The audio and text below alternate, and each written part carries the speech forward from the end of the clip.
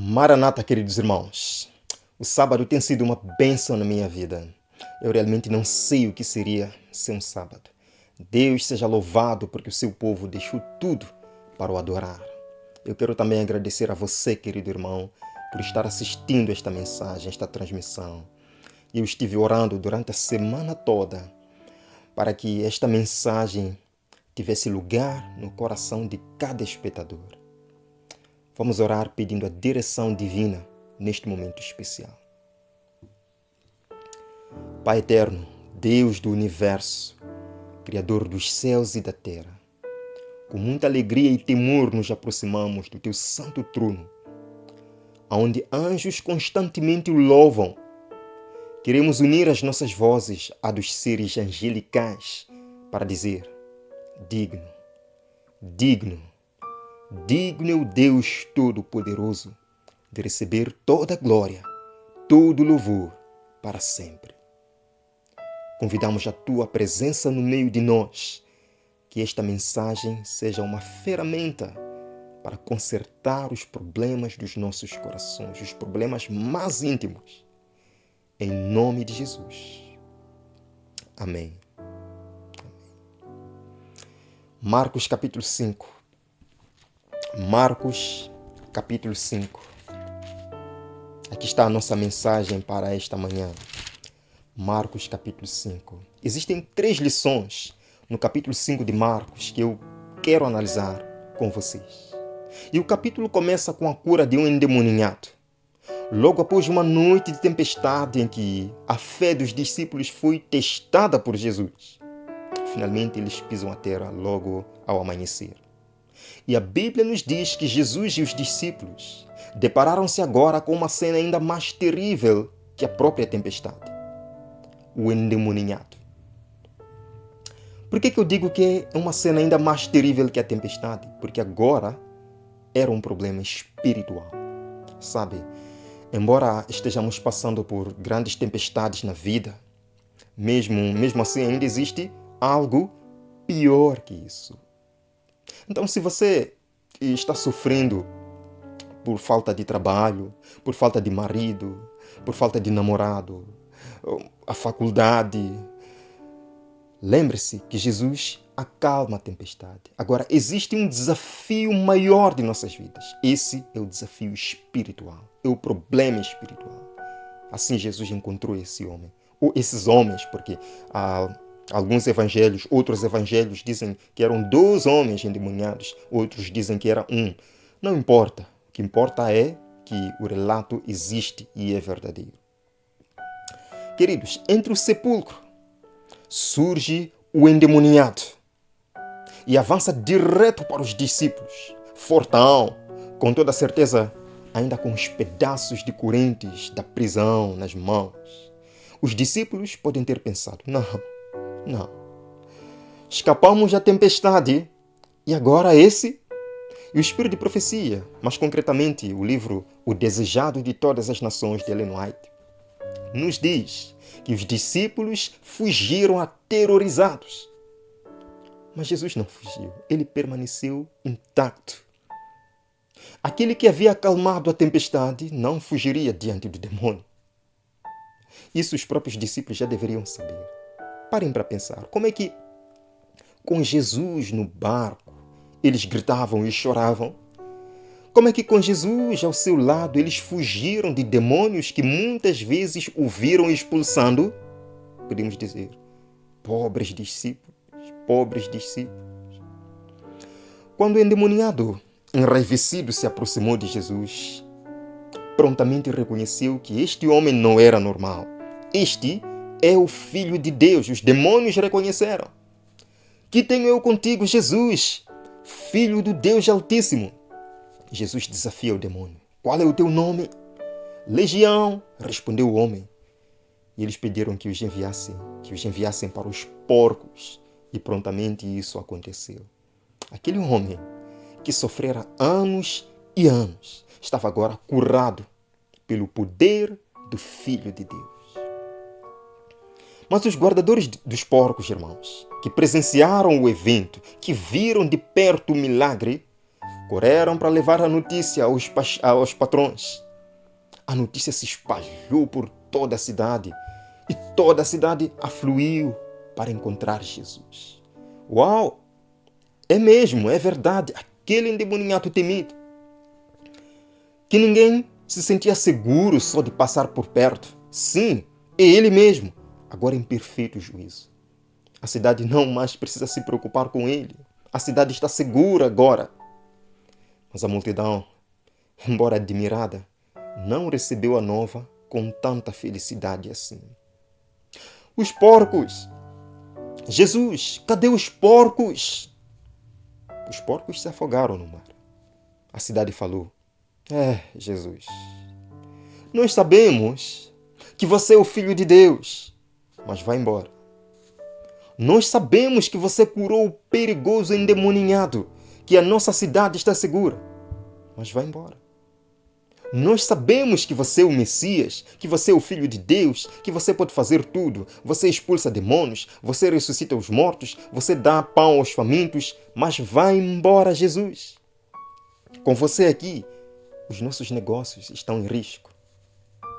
Para aquele povo, queridos irmãos, o milagre não importava.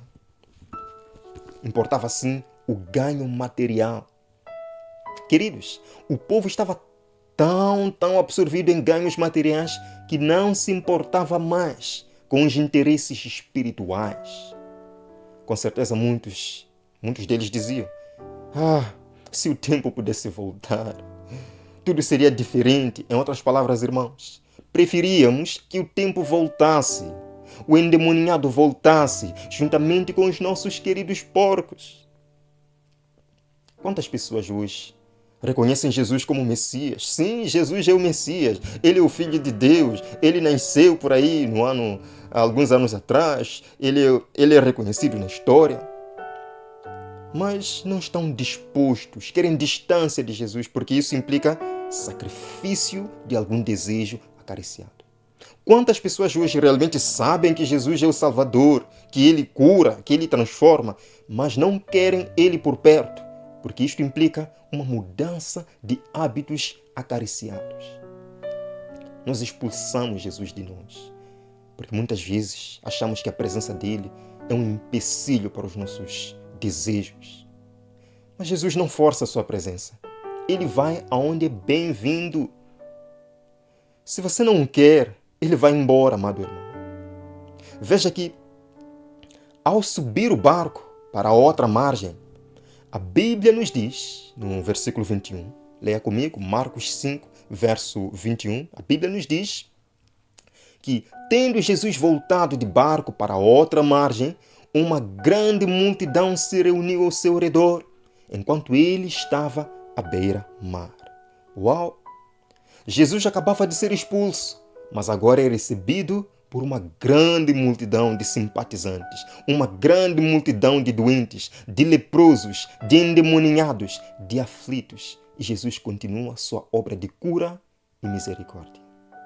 A palavra de Deus nos diz que Jairo, o príncipe da sinagoga, o encontrou nessa ocasião. Este chefe judeu foi ter com Cristo muito aflito. Ele não foi de noite como Nicodemos, foi de dia, estava muito aflito. Ele atirou-se aos pés de Jesus, dizendo: minha filha está morrendo. Jesus, venha logo, venha comigo.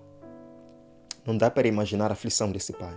Eu não sou pai ainda, mas eu tenho certeza que estaria na mesma situação, no mesmo estado de choque. Estaria chocado, apreensivo, ansioso para que Jesus chegasse o mais rápido possível à minha casa. Sim, quando você tem um familiar doente, e eu sei que talvez você já tenha passado por uma experiência dessas, você não quer que nada atrapalhe o caminho certo, que você chegue logo ao hospital. Assim estava Jairo. Só que havia um problema aí, a multidão. Jesus não poderia ser tão rápido como Jairo esperava, porque a multidão o cercava. Jesus compadecia-se da multidão e detinha-se aqui e acolá para aliviar o sofrimento humano. Eu posso ver Jairo falando em seu coração: Jesus, mestre, não demores, vamos logo. Será que você não percebe que minha filha está morrendo? Jesus se esqueceu de Jairo? Jesus ignorava o problema de Jairo? Às vezes, a nossa angústia por diferentes situações da vida, queremos que Deus resolva os nossos problemas o mais rápido possível, o mais urgente possível. Deixe-me dizer algo que talvez pode lhe deixar um pouco abalado aqui, mas precisamos compreender isto. Precisamos compreender isto. Deus ouve as tuas preces, assim como ouvia as preces de Jairo. Mas enquanto você está orando, por exemplo, para uma vaga de emprego, lembre-se, querido irmão, que dezenas de filhos de Deus também estão orando pela mesma vaga de emprego. Deus tem que satisfazer a todos. Oramos para admitir ao exame vestibular, como se fala no Brasil. Lembre-se que centenas ou talvez milhões de pessoas, de filhos de Deus que também têm fé, estão orando pelas poucas vagas existentes. Não é só você que está aflito. Não é só você que está precisando. Às vezes Deus tem que dizer para nós: filho, espere um pouco. Jairo, na sua angústia e aflição, só podia esperar. Jesus sabia do problema de Jairo. Espere um pouco. Eu conheço a tua dor, diz Jesus.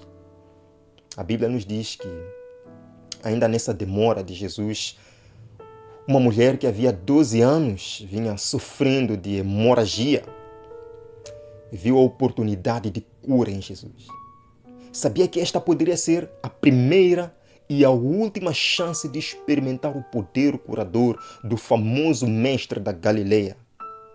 Sentindo-se indigna para falar com Jesus, ela simplesmente pensou: se eu tão somente tocar-lhe no manto, serei curada.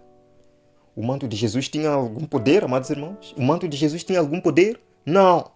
Não foi o manto que curou esta mulher. Foi sua fé em Jesus.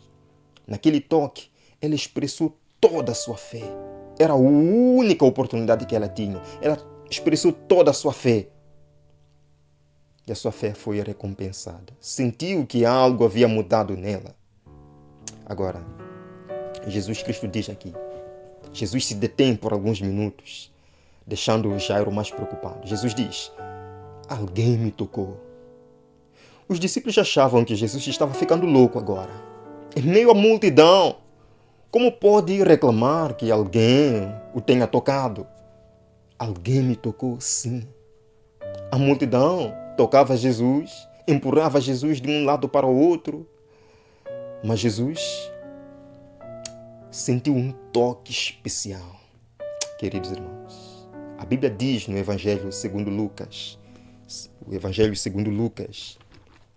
capítulo 8, verso 46, nos diz: alguém me tocou, eu sei que de mim saiu poder. Aqui está o ponto, queridos.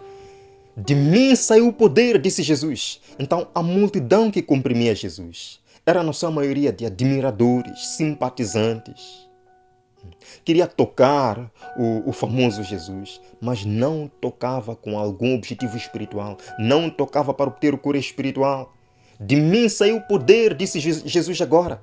Agora alguém me tocou de verdade. Agora alguém me tocou. Alguém foi transformado.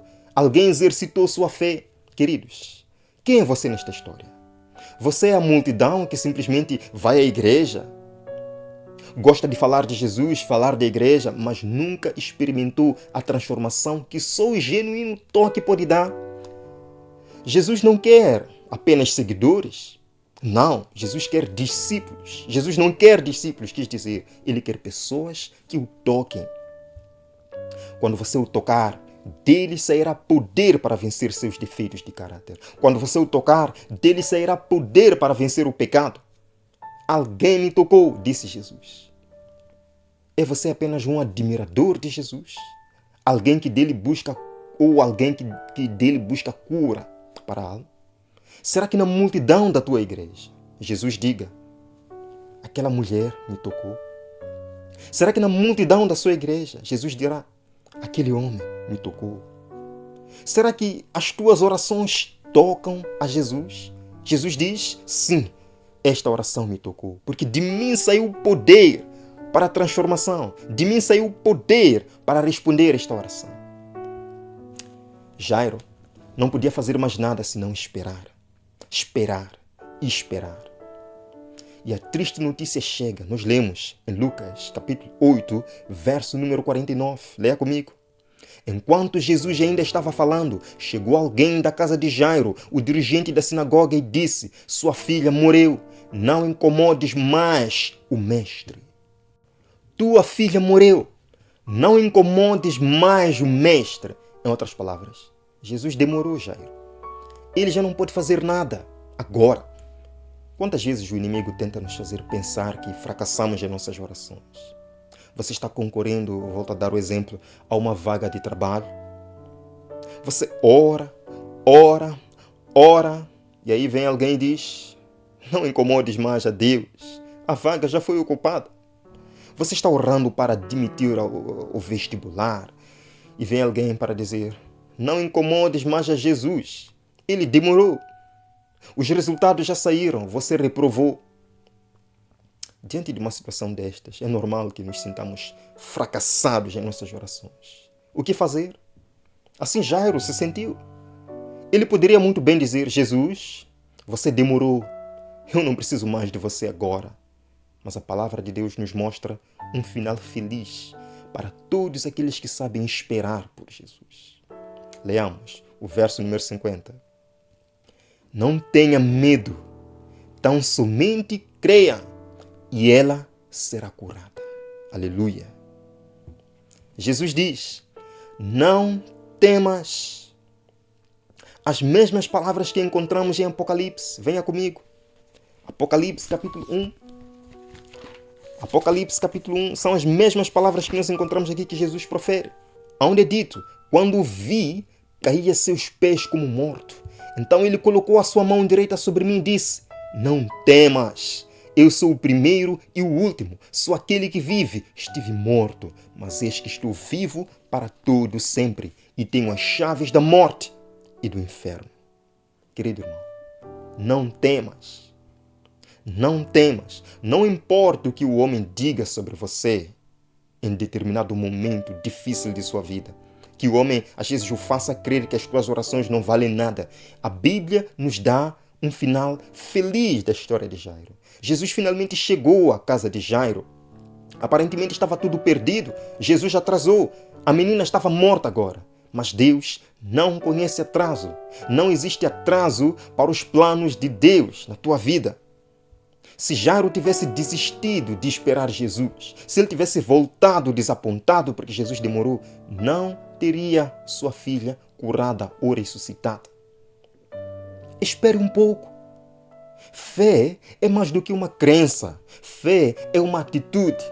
Deus pode usar os momentos mais sombrios de nossa vida para robustecer a nossa fé.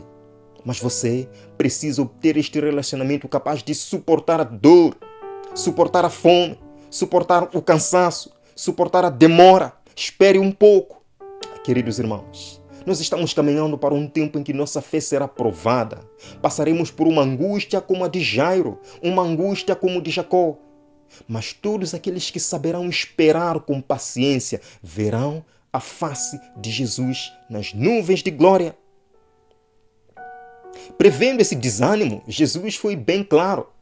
Ele falou, ele advertiu-nos de que aquele que perseverar até o fim será salvo.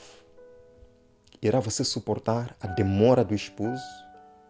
Eu quero neste momento dedicar uns minutinhos para uma oração pessoal. Amado irmão, fale com o teu Deus agora. Abra o teu coração a Ele. Diga: Senhor, eu quero ser fiel até o fim. Senhor, dê-me paciência, dê-me calma e ajude-me a esperar o seu tempo, o seu momento. Ore uns minutinhos, depois eu terminarei.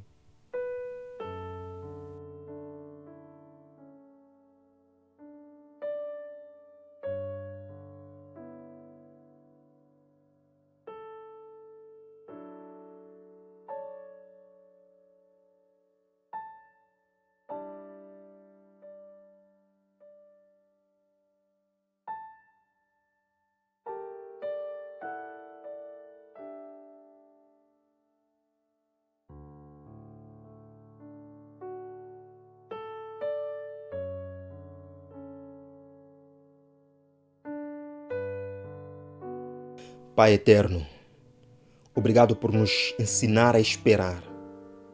É tudo no seu tempo, conforme os teus planos para nós. Ajuda-nos a crer e a crer. Em nome de Jesus. Amém. Que Deus possa o abençoar, querido irmão. Desejo-lhe continuidade de um sábado maravilhoso na presença de Jesus Cristo. Eu verei daqui a pouco, teremos um estudo maravilhoso da profecia bíblica. Até lá.